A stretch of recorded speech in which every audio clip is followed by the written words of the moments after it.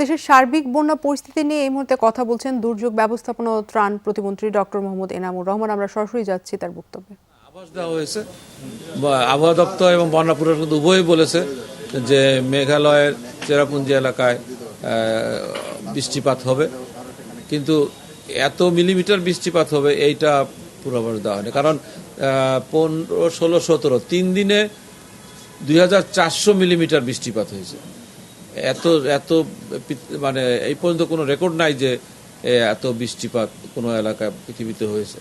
সর্বোচ্চ বৃষ্টিপাত হয়েছে, যার ফলে এই এত উচ্চতায় পানিটা আসছে, যেটা আমরা আর প্রত্যেকটা জিনিসের অভিজ্ঞতা থেকে প্রস্তুতিটা নেওয়া হয়। এই ধরনের অভিজ্ঞতা ছিল না বলে প্রস্তুতিটা আমরা বলবো না যে একেবারে অ্যাপ্রোপ্রিয়েট প্রস্তুতি ছিল, কিন্তু আমরা ঝুঁকি কমানো, উদ্ধার কার্যের জন্য কাজ করতে পেরেছি। বিশেষ করে সেনাবাহিনী, নৌবাহিনী, কোস্টগার্ড, ফায়ার সার্ভিস সম্পৃক্ত হতে উদ্ধার কার্যে একটা স্বস্তি আসছে এবং জনগণের মনে একটা সাহস জাগছে। এটা আমাদের একটা বিশাল